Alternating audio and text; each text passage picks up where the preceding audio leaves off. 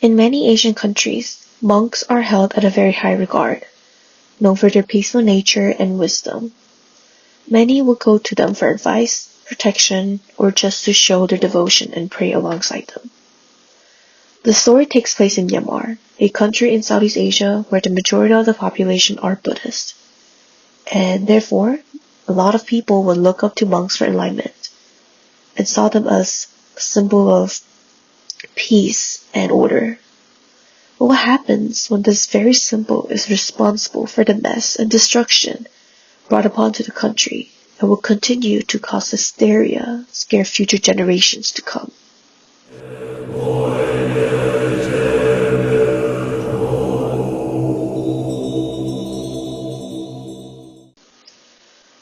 Ulaba was born in the capital city of Myanmar, Yangon, and moved to Saruklaba later in his life after joining monkhood. The close-knit community of the village in Saruklapa was initially very excited. They saw the addition of the monk in the community as a positive thing. Sooner or later, Ulaba was fully integrated into the community. He was invited to events where his blessings were requested by the families and businesses and homes. He was well respected and relied on by everyone. And due to his consistent contribution to the village, many were willing to overlook his questionable practices. Some of these include inviting both his wife and son to move into the monastery to live with him.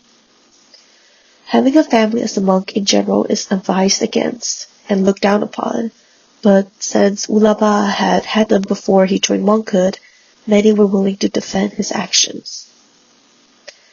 Another was that many who visited his monastery always saw his wife cooking large portions of meat to make various curries and dishes. She wasn't distributing them to other villagers. It was just for her and her son and Ulaba to eat in the monastery. And eating meat is frowned upon in Buddhism, but in Theravada Buddhism, which is the Buddhist school practiced in Myanmar, they allow monks to eat meat as long as they're not directly involved in either killing of the animal or purchasing them. Therefore, the meat dishes that the monks eat have to be donated. And although it does happen, very rarely do the monks get donated large portions of raw, uncooked, freshly butchered meat like Ulaba was receiving. And to further add on to this oddity, many in the village rarely saw his wife or son.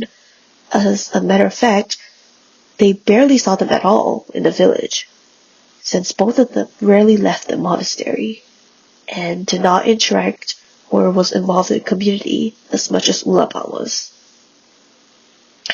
And so the only explanation people could have is that all this meat had to have come from a generous donation from the wealthy butcher nearby.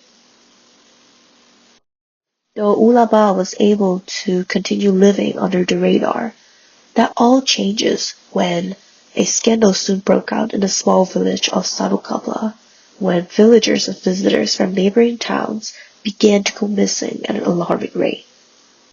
And though the missing people were quickly reported to the police, there wasn't much that they could do, since all the missing people were of different age, gender, and had different occupations, so there were no trend for the police to follow to narrow down the suspect. However, they all shared one thing in common, and it was that they were all last seen and heard of in South Okalapa Township. Missing people searches were organized by local villagers and the neighboring villagers. The lookouts were deployed, and people became alert and started accusing each other, while also blaming the supernatural. During this hysteria, many went to Ulaba for protection, receiving his blessing, and many stayed over at his monastery out of fear. But unknown to them, the very man they seek protection from is responsible for the disappearances in the village. Outside looking in, Ulaba seemed to have it all. He was well liked, trusted, and respected by the villagers, and had loyal devotees who would pray alongside with his guidance.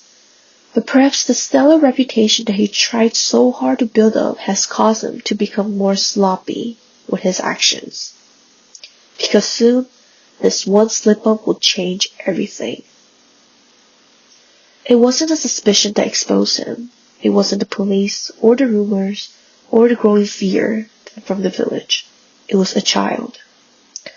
One quiet, late evening, as the moon slowly rose as the sun went down, a young boy was playing just outside the monastery walls.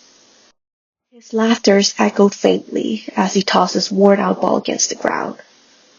However, one of his throws went a little too far, and the ball bounced over the boundary and into the monastery compound.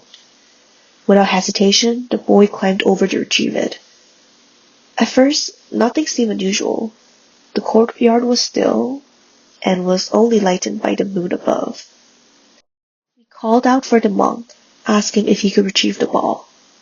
But seeing he has no answer, he decided to just step in and go retrieve it himself.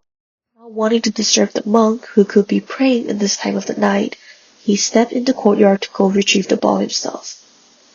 The courtyard was still, a little too still.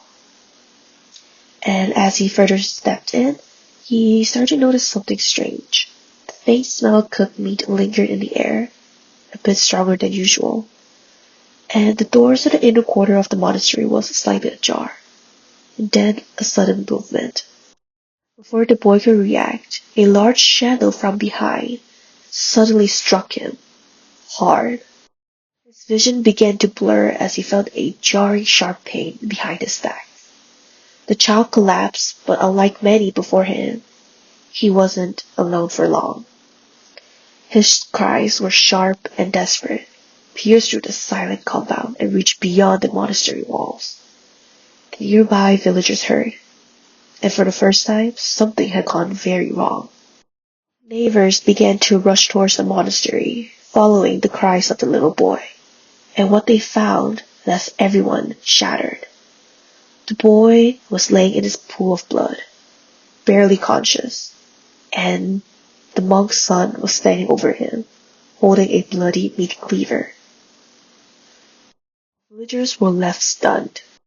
It was evident that the monk's son was responsible for the little boy who was now laying barely conscious and barely alive.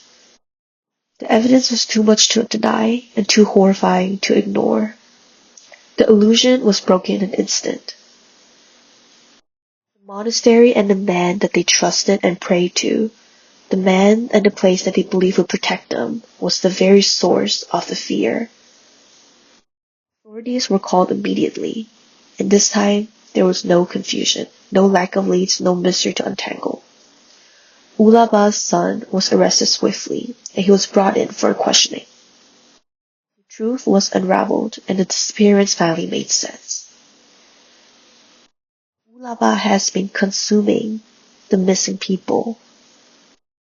It was revealed that for quite a while now, Ulaba has begun to pray for another identity beside Buddha. A much darker identity that required him to sacrifice human flesh and consume them as well. It was said that he did this to reach immortality, and in order to reach this state, he had to consume over 100 bodies. In order to help achieve his goal, his wife and son would partake in collecting bodies and cooking them for Ulaba to consume. Estimated that by the time of his arrest, he has consumed more than 90 bodies. He would have only had to consume 10 more to reach his quote-unquote immortality status that this higher being or deity would have granted him. The infamous case of Ulaba will continue to be told from generations to come. Many claim that he was just an urban legend who never really existed and was just created by parents to keep their children safe from roaming in the night. But many also claim that he was a real person and that their grandparents have personally encountered him. But what's for sure is that the people of Saruklapa were left with something far more lasting than fear. A deep, unshakable realization that evil does not always appear as a monster. Sometimes it wears the face of someone you trust the most.